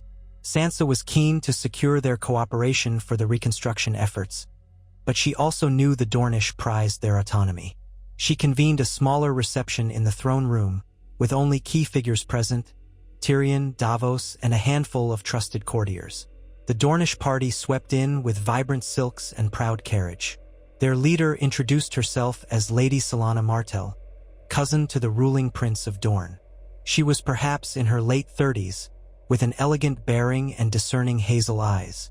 After the formal bows and words of respect, Lady Celaena spoke, her voice carrying that soft Dornish accent. "We come to reaffirm Dorne's place in the realm. Queen Sansa, my cousin, the prince, wishes to end any lingering estrangement and work with you for mutual benefit. We know the last wars left scars." Sansa nodded, keeping her tone cordial. "I welcome a closer tie with Dorne. The realm thrives when all its regions cooperate. You've kept your borders safe and your people relatively unscathed by the ravages of war. I hope we can learn from your resilience." Celaena allowed a small smile. "We thank you for the praise, though Dorne has its challenges. Water is scarce in certain areas, and the desert climate can be unforgiving. But we are open to discussions of trade. Spices, wines, citrus, the expertise of our healers. In return, we ask for your support in stabilizing trade routes through the Stormlands and the Reach, ensuring Dornish caravans aren't harassed." Tyrion chimed in, his quick mind assessing the request. Harassment likely stems from local bandits or unsettled minor lords. It's not an official stance. The Crown can certainly intervene to ensure safe passage if we formalize an agreement. Celaena's gaze flicked to him. I've heard of you, Lord Tyrion. Your reputation for cleverness precedes you. Very well, we can draft terms. But there's one matter of particular interest to Dorne. We wish to see more representation on your realm's Reconstruction Council. The prince feels our voice has not been sufficiently heard. Sansa tilted her head. I appointed a representative from House Ironwood, but if Prince Martell has concerns, we can discuss adding another seat or rotating the position. I want each region to feel properly represented. With that assurance, Celaena's expression brightened. The negotiations proceeded smoothly. Dorne would provide certain resources, while the Crown pledged to enforce peace on the highways. A seat on the Reconstruction Council was tentatively offered to a Martell cousin with proven administrative skill. By the end of their talks, Sansa believed they had opened a path to deeper cooperation. She knew the Dornish could be proud and fiercely independent, but a genuine alliance with them would strengthen the whole realm. As the Dornish envoy departed to rest before further negotiations, Tyrion turned to Sansa. You've got quite a knack for this. It's almost as though you spent years studying under the best and worst in King's Landing. She gave him a knowing smile. I learned from everything I witnessed, from everyone who tried to manipulate me, and from those who helped me survive. The difference is, I don't want to rule by fear or false pretenses. I want something better for the Seven Kingdoms. Tyrion's voice held admiration. You might just achieve it. The next several days followed a similar pattern of diplomacy and administrative work. Letters flew back and forth across the realm. From the Vale, the Westerlands, the Riverlands, each region grappling with its own recovery. Sansa read each missive carefully, entrusting her scribes to summarize where possible but never neglecting the heart of any issue. She summoned her small council frequently, dividing tasks among them, ensuring no region felt overlooked. Meanwhile, tidings from the north lingered in her thoughts. Davos organized a modest contingent of soldiers, 200 men from the Crownlands, sworn to the Queen, along with supplies of grain, warm clothing, and tools.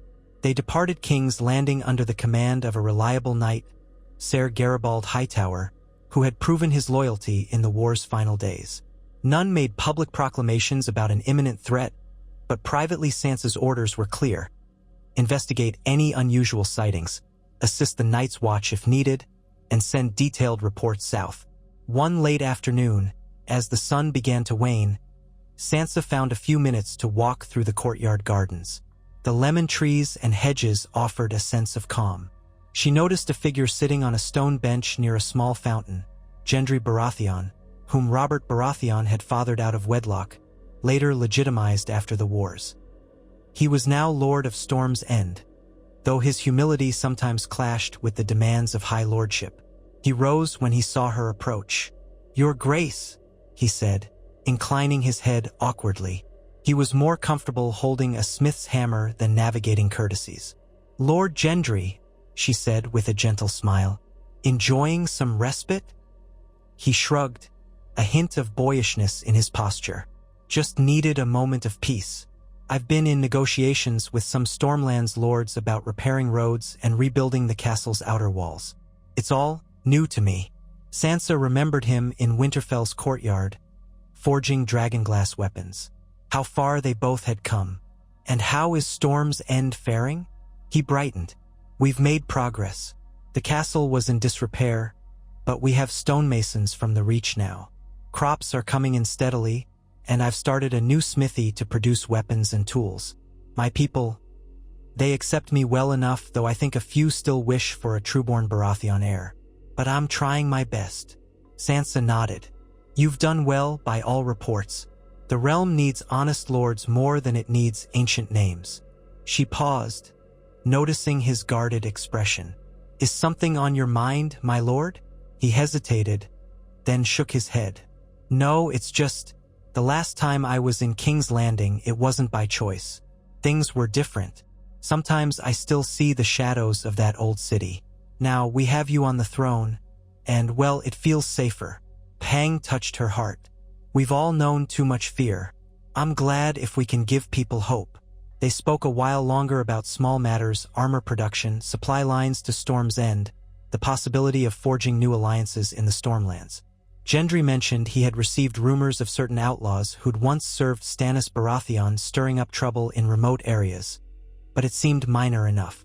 Sansa noted it in her mental ledger of concerns. When he departed, she stayed by the fountain, listening to the gentle cascade of water. The setting sun painted the Red Keep's walls in warm tones. The capital felt calmer than it had in generations. Yet that calm, she knew, was precarious. Peace was never guaranteed. It had to be nurtured, protected from within and without. Evening brought a formal dinner with the remaining Volantene envoys to finalize some trade details. By the time Sansa retired, exhaustion settled in her bones. She fell asleep almost immediately. Thug. Her dreams remained uneasy. Whispers in dark corridors, glimpses of spectral shapes flickering at the edges of her vision. Morning dawned with a new swirl of activities. She visited the city's orphanages and a hospital built by a charitable September.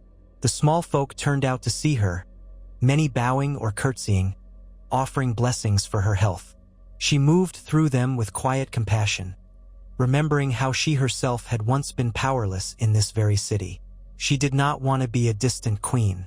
Instead, she listened to their pleas, that taxes not be raised too high, that bandits be driven from the roads, that the city's wells be cleaned. She promised to do what she could, and though not all problems were solved in an instant, her presence seemed to reassure them. It was that afternoon, as she prepared for another council session, when a letter arrived bearing the seal of the Eyrie. Sansa recognized the falcon sigil of House Arryn. Curiosity sparked in her. She had not heard from the Vale in several weeks, though Lord Royce had occasionally sent updates. She broke the wax seal and read the message quickly. Her eyes widened. The letter was from Robin Arryn, the current Lord of the Eyrie, though he was not known for his strong leadership.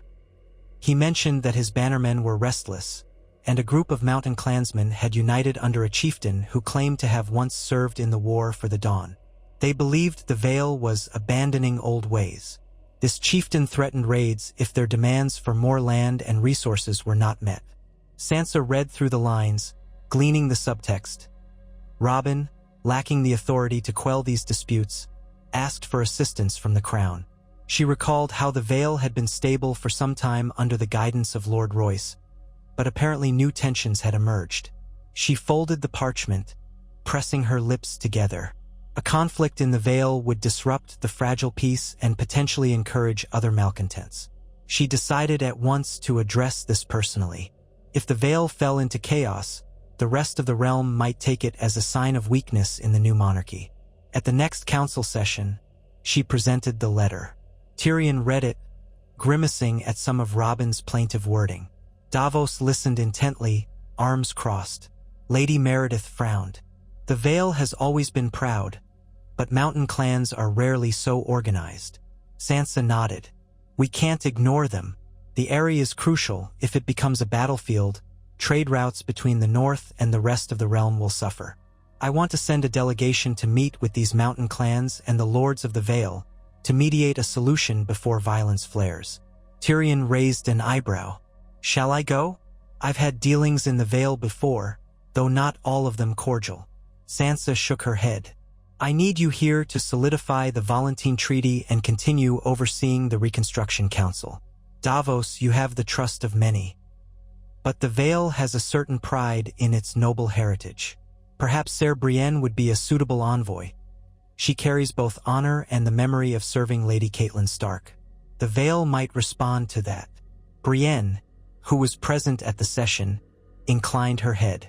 I'll serve however you command, Your Grace. Sansa paused, reflecting. A small retinue will suffice. We don't want to appear as though we're sending an occupying force. Brienne, take a dozen loyal guards. Offer to speak with Lord Royce, Lord Arryn, and this chieftain, if possible. Hear their grievances. Davos rubbed his chin. And if they won't listen, or if they're set on violence? Brienne answered, her voice calm. I'll do everything possible to avoid bloodshed. But if they raise arms, I'll protect my queen's interests." Sansa's lips pressed together, worry flickering in her eyes. "Yes, we must hope cooler heads prevail. The Vale supported our cause in the wars. We can't let it descend into chaos now." Thus decided, Brienne made preparations, gathering a small contingent of well-trained knights.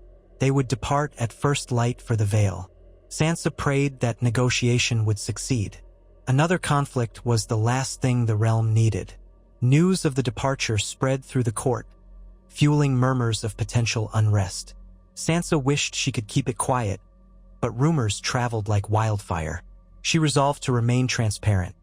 She addressed the small council, telling them that the crown simply intended to mediate a local dispute in the Vale.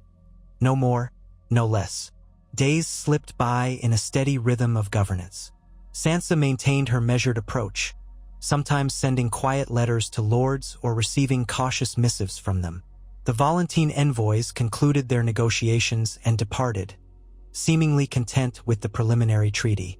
The Dornish envoy, Lady Celaena, remained a while longer to refine details about Dornish representation on the council. The reconstruction efforts advanced one careful step at a time. A fortnight later, a raven arrived from the north. The soldiers at Castle Black had arrived safely, and early reports suggested the sightings in the haunted forest had diminished. Whether that was due to the Watch's renewed vigilance or simple coincidence remained uncertain. Still, it was heartening news. At least for the moment, no immediate danger threatened the wall. But from the Vale came more complicated tidings. Brienne's letters described tense meetings with Lord Royce, who was impatient with Robin Arryn's wavering leadership, and with the local lords, some of whom believed the Mountain Clan's demands were extortion. The clans, for their part, insisted they had bled and fought in the wars against the dead, and deserved recognition and better land for their people. Negotiations were delicate, and no resolution had been reached yet. Sansa read each new letter carefully, sensing Brienne's frustration at dealing with so many proud personalities. She penned supportive replies, urging patience. If it took weeks or even months, forging a peaceful compromise would still be better than letting the Vale fall into strife. Meanwhile, she continued to rule in King's Landing with what she hoped was both firmness and compassion. She held open court at least once a week, encouraging even low-born subjects to come forward. She listened, judged fairly, and made decisions with the input of Tyrion, Davos, and the other council members. City life began to stabilize. Markets bustled, new guilds formed, and though occasional crimes and intrigues remained, the overall atmosphere was more optimistic than it had been in decades. One evening, she retired earlier than usual to her chambers, seeking a moment's quiet reading before bed. She chose a book about the history of the Targaryen kings, trying to glean lessons from their successes and failures. She had only read a few pages when someone knocked. Recognizing Tyrion's measured pattern, she allowed him in. He looked uncharacteristically subdued. "I received word from Brienne just now," he said, offering her a sealed parchment. "It's not entirely good news." Sansa frowned, breaking the seal. She scanned the lines, her heart tightening. A meeting with the chieftain of the mountain clans had gone poorly. Some hot-headed clansmen threatened violence, and in the scuffle that followed, one of Brienne's knights was injured. Not gravely, but enough to raise tensions further. Brienne managed to retreat and re-establish negotiations, but the situation was precarious. Lord Royce was demanding the crown's troops be used to crush the clans if they refused to comply. Meanwhile, the clans wanted a seat at the table in the Vale's governance, a notion that scandalized the High Lords, who saw the clans as savages. Finishing the letter, Sansa felt a headache forming. This is dangerous. If Lord Royce insists on force, the clans might unite and wage a guerrilla war in the mountains. The Vale could burn. But if we give in too easily, we set a precedent for others to demand seats of power without due process. There must be a middle path. Tyrion nodded. Exactly. Brienne's asking for guidance. She doesn't want to betray the mountain clans who fought valiantly against the undead. Yet she can't ignore the Vale Lord's perspective. Sansa placed the parchment aside, rubbing her temples. "Send a raven immediately. Tell her I'm dispatching a royal mediator." someone both sides might respect. Possibly Ser Davos could go. He has a knack for bridging differences. Or even you, if you're willing. Tyrion looked thoughtful. Davos is well-liked among the common folk, though the Vale lords might sneer at his low-born origins. However, that might actually be an advantage with the clans.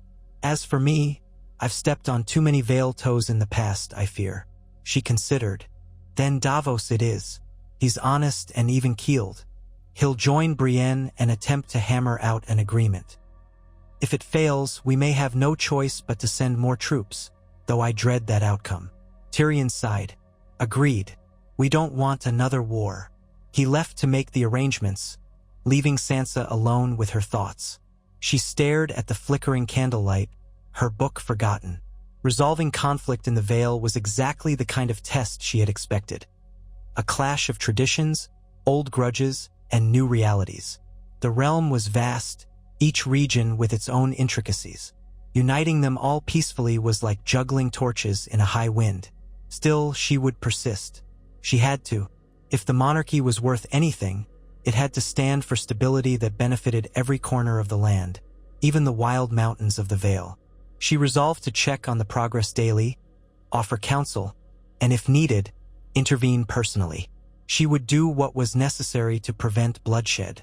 The following morning, she rose early to oversee Davos's departure. The old smuggler arrived in the courtyard wearing a sturdy travel cloak over simple leathers. He bowed. Your Grace, I'll do my best. I've reasoned with worse men than these mountain folk, and I won't underestimate their pride. Nor will I forget the Vale lords might be equally stubborn. Sansa placed a hand on his shoulder. I have every confidence in you. Remind them that the crown remembers their sacrifices and that we want a lasting peace. If negotiations falter, send word. Davos nodded. I will. And if all goes well, you'll have an accord to sign soon. With that, he mounted his horse and rode out with a small escort, making haste toward the Eyrie. Sansa watched them vanish through the city gates, the crowds parting before them. A quiet tension twisted in her chest. She had a realm to manage, but her mind strayed north and east, tracking the pieces she had set in motion. She wondered if every king or queen felt this constant sense of simultaneity, like playing Sivas on multiple boards at once. The day brought more meetings, more decisions, but nothing as pressing as the Vale crisis. Tyrion and Lady Meredith guided the Reconstruction Council in her name, focusing on improvements in the Westerland's roads and distributing grain from the Reach. A messenger from the Iron Islands arrived, bringing tidings that Yara Greyjoy was constructing new ships. She had not asked for royal permission, nor did she need it, but she sent news as a courtesy, hinting that the Iron Fleet would remain loyal if the crown respected their autonomy. Sansa wrote back a polite acknowledgement, mindful that the Ironborn valued freedom above all. As dusk neared, she found herself on the same balcony where she had first contemplated her reign. The city spread out below like a tapestry. A breeze from the Blackwater Bay tugged at her hair. King's Landing glowed with torchlight, shops closing for the night, taverns filling with patrons. She tried to see it as a living thing, a host of thousands upon thousands of souls, each with dreams, fears, families, ambitions. They all looked to the Red Keep for leadership, or at least for an assurance that tomorrow might be better than yesterday. Behind her, she heard footsteps. Podrick Payne, come to deliver her nightly schedule. But she raised a hand gently, asking for a moment's solitude. He retreated without protest. She inhaled, letting the salty air fill her lungs. Her thoughts drifted to Arya, Bran, Jon, scattered siblings under distant skies. She wondered if Arya still roamed the seas beyond Westeros, seeking whatever lay west of the known world. She wondered if Bran, with his strange gifts, had foreseen her reign or the shape of things to come. And Jon exiled north, finding some measure of peace among the free folk, or so she hoped. Each followed their path, but she felt their presence in her heart, silent pillars of her strength. She thought of the vow she had made to herself, to rule without cruelty, without neglect, to mend what was broken. She was no longer that frightened girl in a torn gown, trapped in a viper's nest of courtiers. She was queen, and she was determined to be worthy of that mantle. If conflict threatened, she would address it. If peace was within reach, she would seize it. Yet she would not become so blinded by power that she forgot the lessons of her own suffering. As night deepened, the city's lights twinkled below, forming a constellation of hope against the darkness. Sansa leaned on the balustrade, feeling the cool stone beneath her hands, and let her mind roam free for a moment. Beyond politics, beyond fear, touching upon that quiet faith that tomorrow could be gentler for everyone. She thought of winter passing into spring, the harsh frosts yielding to blossoms. Even in the bleakest times, life renewed itself. The realm could do the same, if only its people believed and worked toward it together. Eventually, the chill of the breeze reminded her of the hour. She slipped back inside, letting the heavy doors muffle the city's sounds.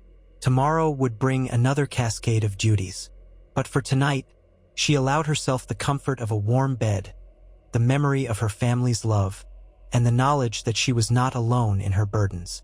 Others believed in her cause, and that, she told herself, was how true change began. One day, one alliance, one choice at a time. In the weeks that followed, the pieces began to shift. Ravens arrived from Davos and Brienne, detailing slow progress in the Vale. The clans refused to surrender their claims unless promised tangible gains. Farmland, trade opportunities, or permanent representation in the Vale's leadership. Lord Royce snarled at the notion, calling it the first step in letting savages overrun their proud houses. Robin Arryn vacillated, sometimes siding with his bannermen, sometimes entertaining the idea of compromise, which sowed further confusion. The threat of violence loomed. Sansa wrote back measured letters, urging mutual respect. She had learned that many of those mountain clans had bled alongside the Knights of the Vale at the Battle of Winterfell. They deserved recognition, not scorn. Still, she could not unilaterally impose a solution without inciting the Vale Lords to revolt. It was a precarious dance. Brienne and Davos worked tirelessly, wearing down both sides with reason and appeals to honor. At times, it seemed they might succeed. At others, tensions flared anew. Meanwhile, life in King's Landing continued apace. The Reconstruction Council made strides in repairing the main road that linked the Crownlands to Highgarden. Merchants arrived from Braavos, seeking to renew old banking ties. Sansa carefully negotiated with them, wary of incurring new debts. Tyrion orchestrated a festive event in the Red Keep's courtyard to celebrate the reopening of the Dragon Pit as a space for public gatherings. There were no dragons, but the symbolism of reclaiming that scarred place for peaceful uses resonated with the people. Dancers performed, minstrels sang ballads of the new queen's gentle rule, and for an evening, the capital felt truly alive. In the midst of these developments, another letter from Castle Black reached Sansa's hands. The sightings north of the wall had ceased entirely. The Watch believed the threat, whatever it was, had moved on or proven a false alarm. A wave of relief washed over her. She had dreaded the possibility of a second cataclysm. Now, at least that shadow receded. Yet not all news was good. From the Westerlands came word of a band of outlaws who styled themselves as True Lions, claiming loyalty to the old Lannister line. They raided remote villages, provoking fear. Sansa ordered the local lords to coordinate with the royal garrisons, hunting down the brigands. She felt no pleasure in stamping out remnants of a house that had once been so powerful, yet she knew such lawlessness could not stand. Weeks turned into a month. Letters from Davos and Brienne showed glimmers of hope, describing how they had convinced the clans to submit a set of formal demands. In exchange, certain Vale lords hinted they might accept a compromise, provided the clans recognized the Aeries' ultimate authority. A summit was arranged at a neutral ground, a mountain pass near a once-abandoned holdfast. Tension remained high, but conversation continued. The possibility of an accord loomed. Sansa prayed it would come soon. She found herself once more walking the Red Keep's corridors on a restless night, unable to sleep. The flicker of torches cast long shadows on the walls. Memories flooded her. Her father's departure from Winterfell all those years ago, the bitter weeks when she was forced to watch Joffrey's cruelty, her longing for a valiant knight to rescue her. The girl she had been was gone, replaced by a woman who had survived so many trials.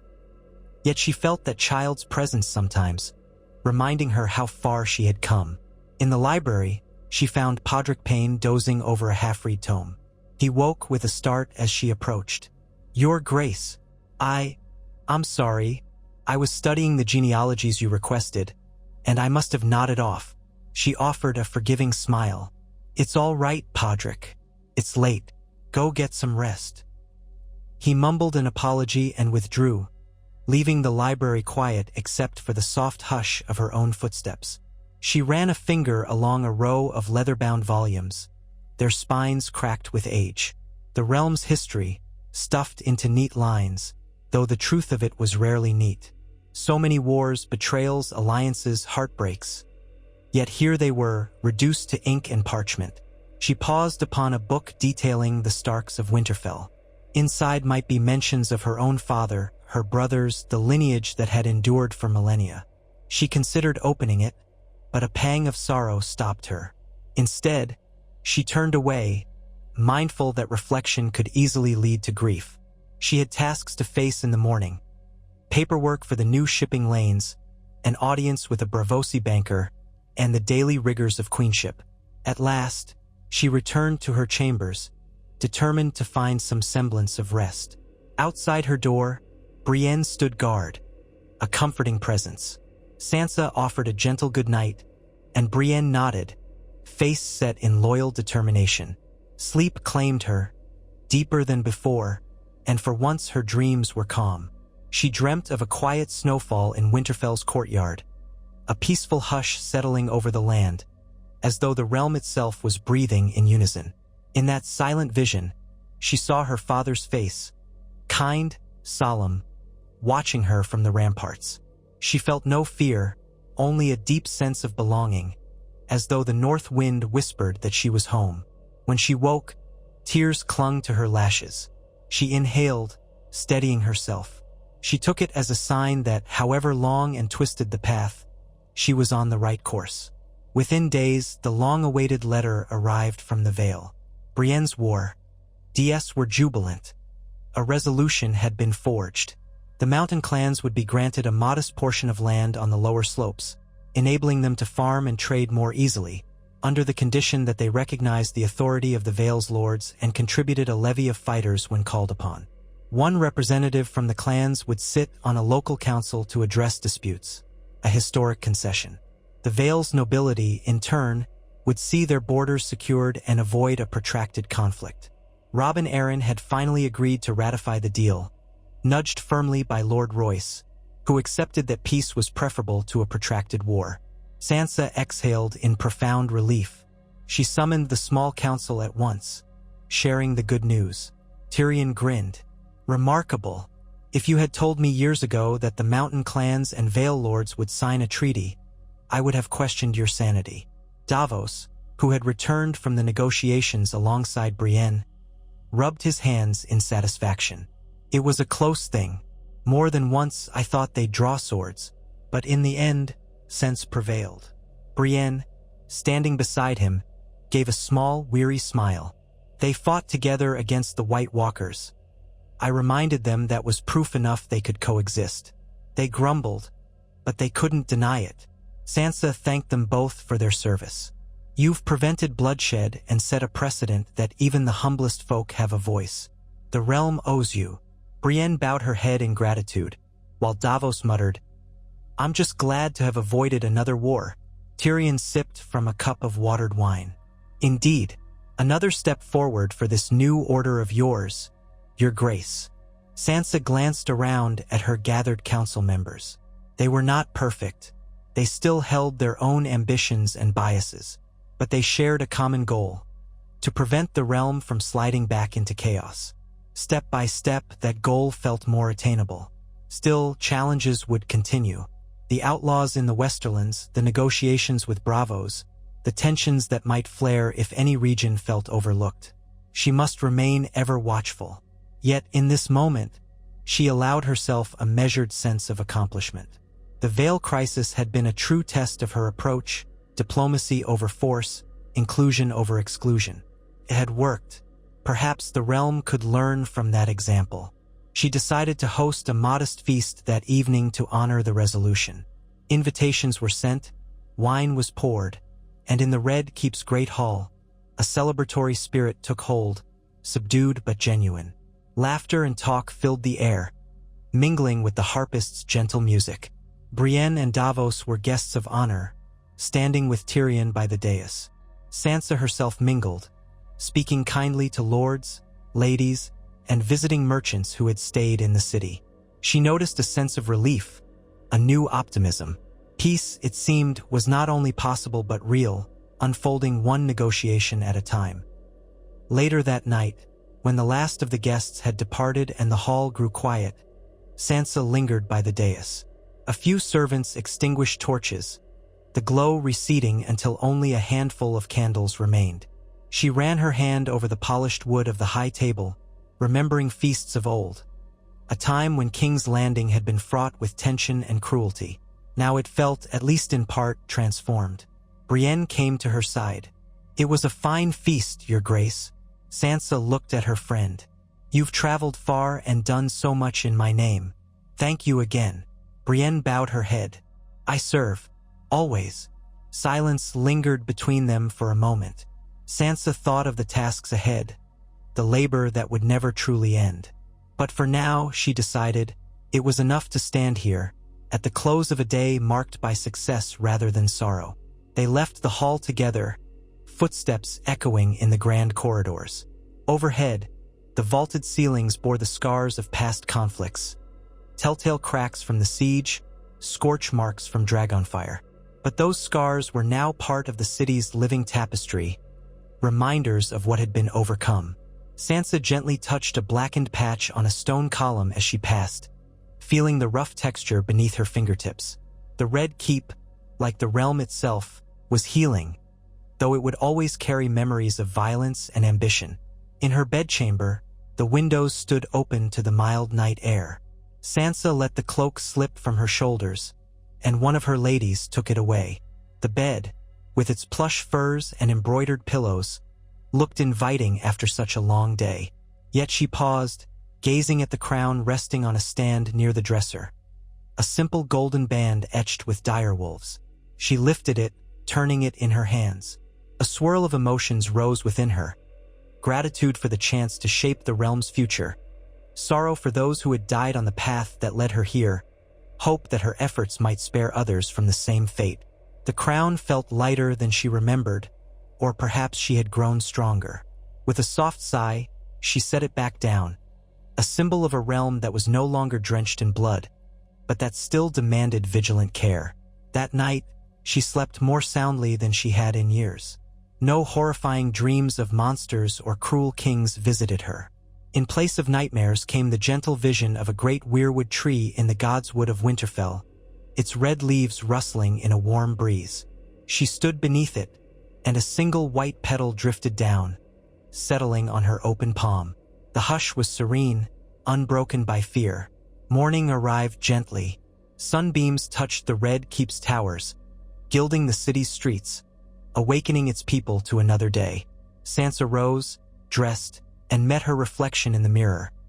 Steady blue eyes, hair brushed neatly, the faint lines of responsibility etched at her brow. She was queen now in both name and essence, shaped by trials but not broken. She stepped into the corridor, footsteps firm on the polished floor. Servants bowed, and she acknowledged them with a polite inclination of her head. Brienne joined her, stoic as ever, ready to attend. Tyrion awaited in the council chamber with new matters to discuss. A fresh letter from Dorne, an update on the royal fleet's progress, and a half-dozen other concerns that demanded the queen's attention. Sansa felt the pulse of the realm flowing through the castle's halls. She would greet every challenge in turn, for that was the oath she had sworn. To be a queen who listened, who served, who chose mercy over brutality. It would not be easy, and the day's burdens already weighed upon her. Yet beneath it all, she sensed the quiet, powerful truth that she did not stand alone. Allies, counselors, and the memory of her family fortified her. Thus did Sansa Stark continue on, weaving together the fractured pieces of the Seven Kingdoms. The future remained uncertain, shaped by the interplay of countless decisions and fates. But in the heart of King's Landing, a new kind of reign was taking hold, one defined by compassion and wisdom rather than conquest and terror. The city's walls no longer echoed with the screams of the oppressed. They began to whisper with a cautious optimism. If a traveler from across the sea asked what manner of queen sat the Iron Throne, the small folk might reply, "She is of the north, yet she walks these southern halls with grace. She speaks softly, yet sees much. She knows sorrow, yet offers hope. She is a wolf, but not one that hunts blindly. Rather, she guards the pack, mindful of every pup under her care." And so, as the days stretched into months and the realm slowly mended, Sansa Stark's name became a byword for the fragile promise of a better era. Long after bards would sing of lions and dragons, they would also sing of the she-wolf who guided a weary kingdom toward the gentle light of spring.